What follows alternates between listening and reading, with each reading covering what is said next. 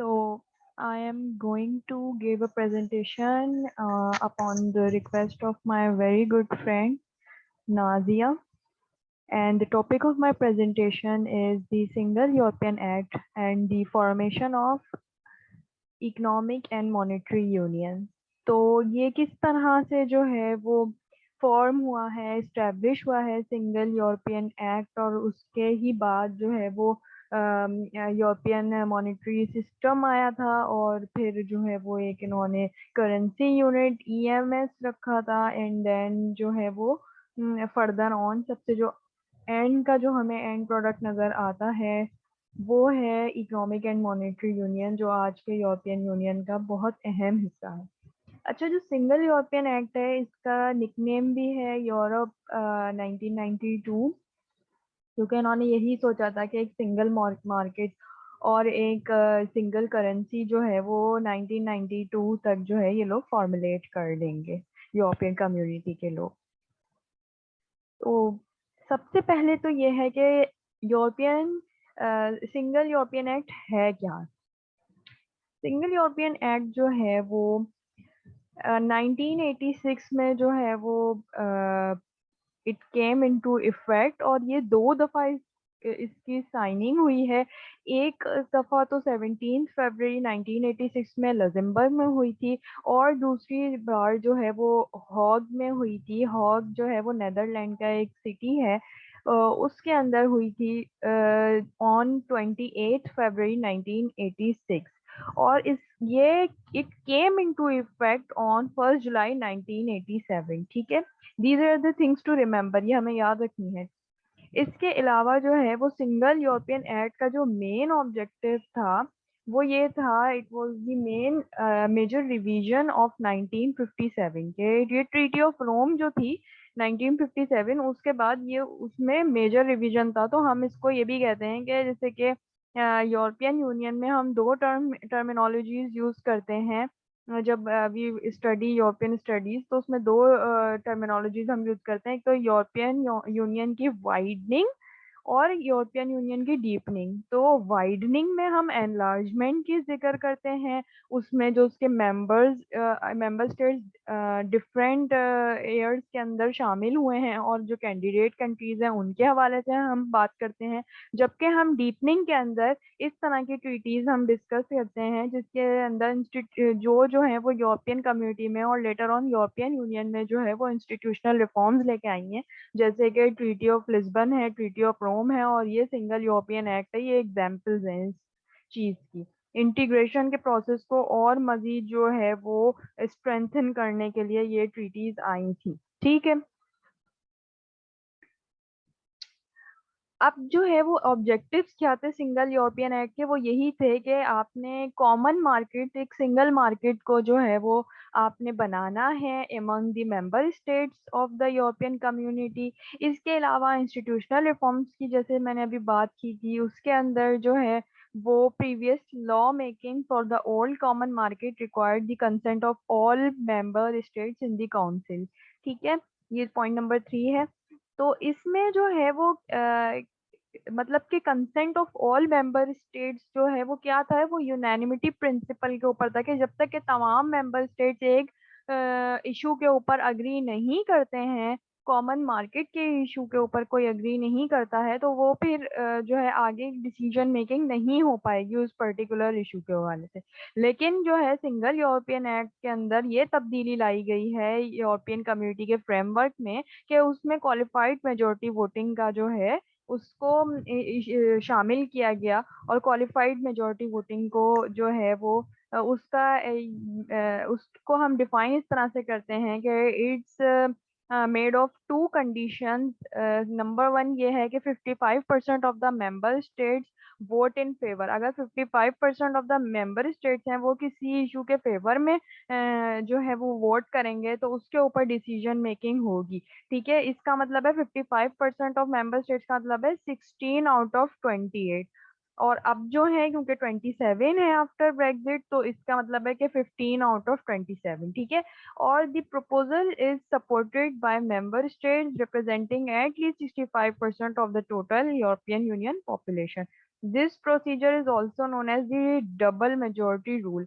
और इस ये भी एक है, और इसके अलावा अगर ये तो हमने एक्सेप्टेंस की बात की है कि अगर प्रपोजल के फेवर में बात हो, और अगर जो है प्रपोजल के अगेंस्ट में, तो ओनली रिक्वायरमेंट इज के चार जो स्टेट्स होंगी वो अगर किसी प्रपोजल के अपोजिट अगेंस्ट वोट देंगी तो फिर वो चीज अडॉप्ट नहीं की जाएगी, ठीक है। उसके बाद जो है वो इसमें एक और भी चीज हुई थी कि formalising the system of European political cooperation within the member state, जिसमें पॉलिटिकल कॉपरेशन के हवाले से भी और मजीद इंटीग्रेशन की तरफ बात की गई थी। अब आ जाते हैं हम यूरोपियन कम्युनिटीज के कितनी अटेम्प्ट हुई हैं यूरोपियन मॉनेटरी यूनियन को बनाने के लिए, ठीक है। ये यूरोपियन मॉनेटरी यूनियन का फ्लैग लगा हुआ है, और यहाँ पे टाइमलाइन बताई गई है कि कितनी अटेम्प्ट्स थी। तो तकरीबन 3 अटेम्प्ट्स हैं जो बहुत मेजर हैं, जो इनको हम स्टडी करते हैं यूरोपियन स्टडीज के जो कोर्स है। उसके अंदर 1969 में जो है वो there was this Hague Summit and Werner Report which was signed, and in 1979 there was the European Monetary System and the European currency unit ECU के हवाले से बात हुई थी। एंड इन दी डेलर्स रिपोर्ट 1989 जो है उसमें आई थी, ठीक है। अब हम वन बाय वन इन तीनों जो स्टेजेस हैं इनको हम डिस्कस करते हैं कि हॉग समिट क्या थी, वर्नर रिपोर्ट क्या थी। तो उसमें जो है उसमें यह है कि एट दी हॉग समिट दिसंबर 1969 के अंदर ये आई थी, और इसमें ईसी जो यूरोपियन कम्युनिटी की गवर्नमेंट थी, उन्होंने एग्री किया था कि हम जो है वो ग्रेजुअली एक इकोनॉमिक एंड मॉनेटरी यूनियन को फॉर्म करेंगे जो कि कॉमन मार्केट को, सिंगल मार्केट को देखेगी, ठीक है। तो इस और एक और जो चीज हुई थी उसी के ही रिजल्ट में जो है हॉग समिट के ही रिजल्ट में ये वर्नर रिपोर्ट आई थी which was chaired by Pierre Werner. ये जो हैं वो प्राइम मिनिस्टर भी थे और फाइनेंस मिनिस्टर भी रह चुके थे लग्जमबर्ग के। तो इन्होंने ये रिपोर्ट पेश की थी 1970 में and called for the completion of monetary union. और ये जो हॉग के अंदर मॉनेटरी यूनियन का एक जो है वो प्रपोजल दिया गया था, उन्होंने कहा कि 1980 तक हम जो है इसको बना लेंगे, ठीक है। अब ये यूरोपियन मॉनेटरी सिस्टम था क्या, ईएमएस। जो यूरोपियन मॉनेटरी सिस्टम है वो it was an arrangement which was done in 1979, जिसमें जो है डिफरेंट मेंबर स्टेट्स जो थे they developed as an attempt to stabilise inflation. मतलब इन्फ्लेशन मतलब जो है वो महंगाई को जो है वो कम किया जाए, महंगाई को बढ़ने ना दिया जाए, सही है, इसको स्टेबलाइज रखा जाए। And stop large exchange rate fluctuation between European countries की जो करेंसी है उसमें जो फ्लक्चुएशन आ रही थी, उसमें तो ऊपर नीचे हो रहा था वो fluctuation. Exchange rate of currencies होती हैं, हम सबको पता है, जब हम अपनी जो है वो जो अपनी नेशनल करेंसी है उसको हम डिफरेंट करेंसीज में जो है वो कन्वर्ट करवाते हैं, डॉलर में, पॉन्ड्स में, यूरोज में या इंडियन रुपीज में। तो उसमें जो है वो हमें डिफरेंट जो जैसे कि जो हमारी मनी ब्रोकर्स होते हैं वो हमें जो है वो अपने अपने हिसाब से एक्सचेंज रेट्स जो हैं हमें चार्ज कर रहे होते हैं। तो ये जो यूरोपियन कंट्रीज थे इन्होंने ये बैठ कर ये डिसाइड किया कि ऐसा हम हरगिज भी नहीं करेंगे, और हम एक फिक्स्ड एक्सचेंज रेट्स जो है रखेंगे which will lead to lesser fluctuation and further more जो है वो महंगाई भी जो है वो कम ही रहेगी, उसको भी कंट्रोल किया जा सकेगा। Another important aspect of the EMS was the formation of the European currency unit ECU का जो है वो जो आगे चल के जो है वो यूरो बन गया, ठीक। अच्छा, ये डेलर रिपोर्ट क्या थी। डेलर रिपोर्ट, डेलर जो थे जैक्स डेलर थे, वो जो है वो एक फ्रेंच पॉलिटिशियन थे जिनकी पिक्चर भी लगी हुई है यहाँ पे, और 8th president of the European commission थे फ्रॉम 1989 टू 1995। तो इनकी जो डेलर रिपोर्ट थी उसमें 3 stages for the achievement of European economic monetary union किस तरह से अचीव की जाएगी उसकी उन्होंने 3 स्टेजेस को डिफाइन किया था, 3 स्टेजेस बताई थी। जिसमें नंबर 1 था कि सिंगल मार्केट जो है वो बनाई जाए, कोऑर्डिनेशन ऑफ इकोनॉमिक पॉलिसीज हो, मॉनेटरी कोऑपरेशन हो, इसके अलावा जो है वो तमाम जो participation of all the European currencies होगी इन दी एक्सचेंज रेट मैकेनिज्म जो अभी मैंने आपको एक्सप्लेन किया है कि किस तरह से हम अपने नेशनल करेंसीज को कन्वर्ट करते हैं, दूसरी करेंसीज को अपने उसमें कन्वर्ट कर रहे होते हैं, ठीक है। इसके एग्जाम्पल सबसे ज्यादा आप अच्छी इस तरह से समझ सकते हैं क्योंकि इंटरनेशनल स्टैंडर्ड की जो अभी करेंसी है जिस पे इंटरनेशनल ट्रेड होती है ज्यादातर, वो डॉलर है। तो हम किस तरह से अपनी नेशनल करेंसी को डॉलर में कन्वर्ट करते हैं, तो वो हम ये डॉलर को अपनी नेशनल करेंसीज में कन्वर्ट करते हैं। जब हम बाहर बिजनेस करते हैं और बाहर से हमें डॉलर आते हैं तो हाउ वी कन्वर्ट।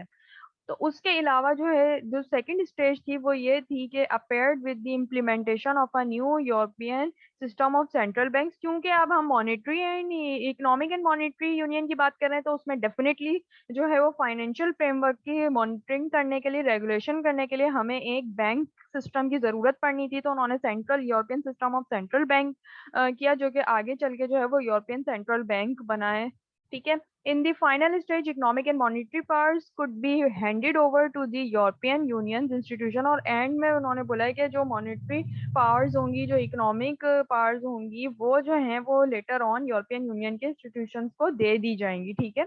ये थर्ड स्टेज थी। अब जो ये इकोनॉमिक ईएमयू जो है वो उसकी जो 3 स्टेजेस बताई हैं उसको और मजीद इलेबोरेट करने के लिए जो है वो उनको और उनके जो मेजर पॉइंट्स हैं उनको ब्रेक किया गया है इन स्लाइड्स में, जो मैं आगे भी डिस्कस करूंगी और ये वाली स्लाइड में भी। तो स्टेज 1 थी, उसको 1990 से लेकर 1993 तक की है ये, और इसके अंदर था कि अचीव करनी है आपने एक सिंगल मार्केट, ठीक है, जिसके अंदर कोई movement of goods services people capital ये नहीं होगा, ठीक है। कोई मतलब कि कोई हिंड्रेंस नहीं होगी, कोई हर्डल नहीं होगी जब जो है वो आप क्रॉस बॉर्डर ट्रेड करेंगे, या सर्विसेज आपकी जो है वो freedom of movement of services होगी, freedom of movement of capital goods ये तमाम होंगे, ठीक है। उसके बाद जो है वो लिबरल कैपिटल मूवमेंट्स होनी चाहिए, जिसके अंदर जो फर्म्स हैं और इंडिविजुअल्स हैं they can easily conduct business related products और एक्टिविटीज जो हैं वो इजीली अपनी कर सकते हैं। उसके बाद जो है वो जो सबसे ज्यादा इम्पोर्टेंट पॉइंट है वो ये है कि प्रोहिबिट करना है monetary financing of public authorities by central banks. इसका जो एक्सप्लेनेशन है ब्रैकेट के अंदर है। It means that central banks who are responsible for the national currencies can not change the value of the currency और provide financial support to the government. मतलब artificially अपनी जो नेशनल करेंसी है उसको आपने आर्टिफिशियली ज्यादा वैल्यू का नहीं शो करना है, और जो है वो आर्टिफिशियल इन्फ्लेशन भी नहीं क्रिएट करना है आपने, मतलब के। तो ये तमाम चीजों का भी आपने ख्याल रखना है if you want to adopt euro, ठीक है। इसकी जो स्टेज 2 थी वो 1994 से लेके 1998 तक का पीरियड था, और इसके अंदर इनको अचीव करना था एक तो कि इनको बिल्कुल इन्फ्लेशन को लोअर लेके आना था, और इसके लिए उन्होंने एक स्टैंडर्ड सेट किया है कि it should not be more than 1.5% higher over, यानी कि 1.5% से ज्यादा नहीं होगा मतलब एनुअली, अगर हम इन अ पीरियड ऑफ 1 ईयर्स, ठीक है। तो ये प्राइस स्टेबिलिटी की बात कर रहे थे। नंबर जो 2 इसका मेजर पॉइंट था वो पब्लिक फाइनेंसिंग के ऊपर था, जिसके अंदर जो है वो उन्होंने बताया कि it should be controlled and it should be sound, और काफी स्ट्रेंथेंड होना चाहिए आपका जो जीडीपी है वो भी। और इसमें जो है वो बताया गया है कि गवर्नमेंट में जो है गवर्नमेंट डेफिसिट जो होता है वो नहीं होगा आपका ज्यादा, और उसके लिए भी इन्होंने ये न्यूमेरिकल स्टेटिस्टिकल जो है वो स्टैंडर्ड प्रोवाइड किया है that it should not exceed 3% of GDP and public डेब्ट must not exceed 60% of GDP, ठीक है। तो मतलब के जो ग्रॉस डोमेस्टिक प्रोडक्ट है उससे आपका जो है वो ये पब्लिक डेब्ट 60% तक जो है ये जो खसारा है ये नहीं एक्सीड हो इससे ज्यादा। उसके बाद एक्सचेंज रेट्स जो हैं उसके बारे में इन्होंने बताया कि वो स्टेबल रहे आपके, वही जो मैंने बात पहले आपको बताई थी कि मुख्तलिफ करेंसीज को जब हम अपनी नेशनल करेंसी में, नेशनल करेंसी को मुख्तलिफ करेंसीज के अंदर हम जब एक्सचेंज करते हैं, तो दैट इज वन थिंग, वो कन्वर्जेंस की बात है। And then long term interest rates जो हैं वो बहुत ज्यादा लो होने चाहिए, और 2% से ज्यादा नहीं होने चाहिए। It should not reach more than 2%। जो कि 3 बेस्ट परफॉर्मिंग मेंबर स्टेट्स हैं उनसे ज्यादा ना एक्सीड करे, ठीक है। अब जो है वो स्टेज 3 थी, जो कि लास्ट स्टेज थी 1999 से 2002 में थी ये। और ये मैड्रिड यूरोपियन समिट हुई थी एक, जिस on 15th and 16 December 1995, and it set the starting date for the stage 3 as 1st January 1999। ये स्टेज 3 जो थी वो 1st जनवरी 1999 में स्टार्ट हुई है। And fixing the final euro conversion rates, इसके अंदर जो है ना वो फाइनली यूरो के कैसे वो कन्वर्जन रेट्स कितने रखे जाएंगे वो इसके अंदर फिक्स हुए हैं। And rates of the participating monetary units and the finishing date जो उन्होंने बताई थी वो थी इन 2002, जिसके अंदर जो है इन 2002 euro notes and coins were introduced, और वो लोकली जो है फिर मार्केट के अंदर फॉर परचेज एंड सेल और ये सब चीजों के लिए यूरोस को भी इस्तेमाल किया जाने लगा। ये जो है आप देख सकते हैं, ये Madrid is the capital of Spain, इसका जो है वो ये मैप लगा हुआ है, ठीक है। इसके बाद जो है वो इकोनॉमिक एंड मॉनेटरी यूनियन जो है ईएमयू, इसके मेन ऑब्जेक्टिव्स क्या थे जी। एक तो यूरो जो है वो तमाम कंट्रीज ने अडॉप्ट नहीं किया था, वो मैं आगे फर्दर चल के आपको थ्रू मैप भी समझाऊंगी। अच्छा, जो द आइडिया ऑफ ईएमयू वो ये जो गुस्ताव स्ट्रेसमैन हैं, गुस्ताव स्ट्रेसमैन, इनका बड़ा कंट्रीब्यूशन है, और इन्होंने ही ये आइडिया दिया था 1929 में कि ईएमयू जैसा जो है वो कोई इंस्टीट्यूशन होना चाहिए। और इन्होंने ये रिक्वेस्ट किया था फॉर अ यूरोपियन करेंसी होनी चाहिए due to the increase economic division. ये यूरोपियन जब सिंगल एक यूरोपियन करेंसी इंट्रोड्यूस कराई जाएगी तो वो जो मुख्तलिफ बटे हुए हैं इकोनॉमिकली वाइज, उनको और मजीद इंटीग्रेट हो जाएगा कि एक करेंसी है, एक फ्लैग है, under one flagship, under one region, वो जो है आपस में कोऑर्डिनेट कर रहे हैं इन इंटीग्रेटेड वे, ठीक है। अब ये इकोनॉमिक पॉलिसीज डिफरेंट आई थी उस जमाने में, जो 1944 से लेके 1992 तक आती रही। तो उसमें जो है सबसे पहले तो ये ब्रिटेन वुड सिस्टम था, 1944 से लेके 1971 तक के पीरियड में था, और ये 1971 में खत्म हो गया था ये वाला ब्रिटेन वुड्स। इसके बाद स्मिथसोनियन एग्रीमेंट हुआ था जो कि 1971 से लेके 1973 में था। Snake in the tunnel policy आई थी जो कि 1972 से 1973 के टाइमलाइन के अंदर थी। और यूरोपियन मॉनेटरी सिस्टम आया था जो कि 1979 से 1992 के टाइम पीरियड के अंदर आया था। जो नंबर 1 इकोनॉमिक पॉलिसी है वो हमारी है दी ब्रिटेन वुड सिस्टम। ये थोड़ा सा टेक्निकल है, लेकिन अगर आप थोड़ा सा इसको समझने की कोशिश करें तो आपको आराम से समझ में भी आ जाएगा। एक सेकेंड।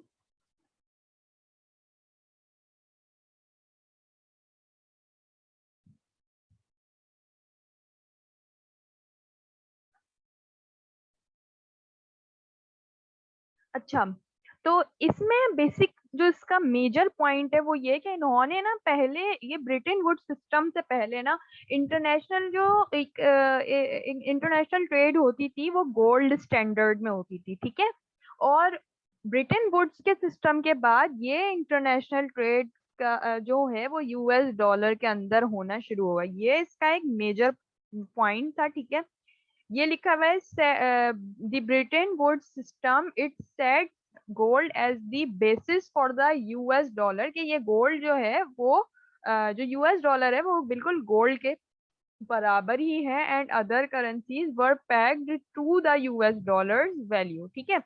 पैगिंग जो है ना वो एक टर्मिनोलॉजी है, इसका मतलब है कि कंट्रोलिंग अ कंट्रीज करेंसी रेट, एक कंट्री का जो है उसकी करेंसी के रेट को कंट्रोल करना by tying it to another country's currency. ये मतलब करेंसी या गोल्ड से जो है आपने इसको टाइम करना है, तो वही वाली बात है कि ये किस तरह से कंट्रोल कर रहे हैं। ब्रिटिश पाउंड को, जर्मन मार्क को, फ्रेंच को इन्होंने जो है पहले यूएस डॉलर्स में कन्वर्ट किया, फिर यूएस डॉलर जो है वो तकरीबन जो है वो गोल्ड के बराबर इन्होंने उसकी वो लगाई है कि ये 35 जो आउंसेस हैं गोल्ड के वो $1 के बराबर हैं, यहाँ पे ये लिखा हुआ भी है, ठीक है। अब जो है the Bretton Wood system came to an end in the early 1970s, और when the US president Nixon, इन्होंने जो यूएस के जो दूसरे प्रेसिडेंट थे निक्सन, उन्होंने जो है एक और स्टैंडर्ड इंट्रोड्यूस कराया था कि यूएस जो है वो अब मजीद गोल्ड को एक्सचेंज नहीं करेगा फॉर यूएस करेंसी, ठीक है। उसके बाद भी स्मिथसोनियन एग्रीमेंट था, ये जो है वो वॉशिंगटन जो अमेरिका का सिटी है उसके अंदर हुआ था, और कैपिटल है ये अमेरिका का। And it created a new dollar standard whereby the currencies of several industrialized states were pegged to the US dollar. These currencies were allowed to fluctuate by 2.25% against the dollar, ठीक है। इसके बाद जो है वो एक snake in the tunnel policy आई थी। ये आपको डायग्राम समझ में आ रही होगी कि ये स्नेक की तरह जो बना हुआ है, और ये भी कामयाब नहीं रही थी। पॉलिसीज में बहुत ज्यादा फ्लक्चुएशन थी और ये इतनी ज्यादा स्टेबल नहीं थी पॉलिसी। अब ये क्या थी, इसमें टेक्निकलिटी क्या थी वो मैं आपको बता देती हूँ कि it was instituted with margin between the currencies of the member state. ये मुख्तलिफ जो मेंबर स्टेट करेंसीज थी उनमें ही ये एक्सचेंज रेट, कन्वर्जेंस रेट जो था उसको ये बता रही थी। तो उसमें जो है वो +-2.25% की जो है वो लिमिट रखी गई थी, और जो मैक्सिमम लिमिट थी change between any two currencies थी वो 4.5% थी, इससे ज्यादा आप नहीं ले सकते, ठीक है। While this system proved unstable, as I told you, कि ये जो ग्राफ है इससे ही आपको पता चल रहा है कि ऊपर जा रहा है नीचे जा रहा है, and it looks like snake, that's why we call it snake in the tunnel policy. Then EMS आ गया फाइनली, जो establish the European currency unit. EMS ने जो है ये यूरोपियन मॉनेटरी सिस्टम ने करेंसी यूरोपियन करेंसी यूनिट को establish किया है, और फॉरेन एक्सचेंज रेट जो थे इन्होंने बनाए हैं कि प्लस माइनस वही वाले हैं, ये 2.25, और आपको थोड़ा सा इन्होंने और लीवरेज दिया कि आप +-6% तक ये मैक्सिमम है, इससे ज्यादा आप एक्सीड नहीं कर सकते ईआरएम को, ठीक है। ERM is exchange rate mechanism. And the third point is the success of the EMS led to the economic and monetary union of the European Union. And then the three stages of the economic and monetary union consist of progressively closer economic integration। वही मैंने बात जो सबसे पहले बताई थी आपको कि ये इन तमाम चीजों का मेन जो लिंक है वो यही है कि आपने इंटीग्रेशन को और प्रमोट करना है, और यूरो जैसी करेंसी, सिंगल करेंसी इंट्रोड्यूस करा के आपने इतने सारे जो 27 ममालिक हैं उनको आपने आपस में इंटीग्रेट किया है। अब जो है वो इसमें एक और फैक्ट है ये कि यूरोजोन उन कंट्रीज को कहा जाता है जो कि which countries have adopted the euro, ठीक है। और जो कंट्रीज ने अडॉप्ट नहीं किया है वो आप मैप में देख सकते हैं कि ये जो ऑरेंज कलर के हैं, स्वीडन, यूके, पोलैंड एंड चेक Republic, Hungary, Romania, Bulgaria, Croatia, इन्होंने अभी अडॉप्ट नहीं किया है यूरो को, ठीक है। और जो बाकी ये जो पिंक कलर के अंदर हैं ये इन्होंने अडॉप्ट किया है यूरो को, फिनलैंड, एस्टोनिया, लैटविया, और ये डिफरेंट जो हैं वो स्टेट्स हैं, स्पेन, पुर्तगाल, इन्होंने भी किया है, ठीक है। अच्छा, ये यूरोपियन सेंट्रल बैंक की जो है वो ये बिल्डिंग है, और ये इसका जो मेन मकसद था वो इसलिए क्रिएट हुआ था in order to ensure the stability of the euro and independent European central bank was set up based in Frankfurt. Frankfurt जो है वो जर्मनी के अंदर है, and given the task of setting interest rates to maintain the value of euro. ये interest rates decide करेगा कि euro की वैल्यू किस तरह से जो है वो बरकरार रखी जाए।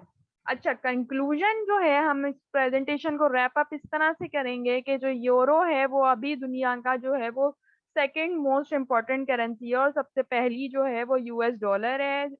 The euro has given European citizens a much clearer sense of sharing a common European identity। इस सिंगल करेंसी की वजह से कॉमन यूरोपियन आइडेंटिटी एक और दफा मिली है, शेंगेन एग्रीमेंट में भी मिली थी, इसमें भी मिली है। और free movement of people goods and capital जो है वो मिला है इनको। The euro has replaced currencies that were traditional symbols and instruments of national sovereignty. अच्छा, इसमें मैं ये भी बात बता दूं आपको कि जो ये कॉमन इनको करेंसी इन्होंने बनाई है इसमें बड़ा फायदा है, क्योंकि अगर हम एज अ पाकिस्तानी सोचें कि हम कहीं फॉरेन कंट्रीज में जाते हैं तो हमें कितना मसला होता है, वो हमारे पाकिस्तानी रुपीस तो नहीं लेते हैं, हमें हर चीज को डॉलर में कन्वर्ट कराना होता है या उनकी कोई करेंसी में। तो अगर हमारे पास एक ऐसी करेंसी मौजूद होती, जैसे कि यूरोपियन ममालिक में एक दूसरे में जब ट्रेवल करते हैं लोग, तो एक दूसरे कंट्रीज में ट्रेवल जब करते हैं, मेंबर स्टेट्स में ट्रेवल करते हैं, तो there they have this euro, वो यूरो लेके निकलते हैं and euro is accepted every almost in every country in the European Union state member states, ठीक है। and it moved Europe considerably closer to economic union। इसमें जो शामिल नहीं हैं जिन्होंने ये ऑप्ट आउट किया है वो कंट्रीज हैं Denmark and Sweden, and UK was also included in it. But now since your Brexit हो गया है तो उसके बाद हम ये यूके का नाम तो यहाँ पे नहीं लिखेंगे। एंड ये एक और भी इसका मेजर पॉइंट ये है कि the euro is increasingly being used for international payment and as a reserve currency alongside the US dollars. ठीक है, so that's all.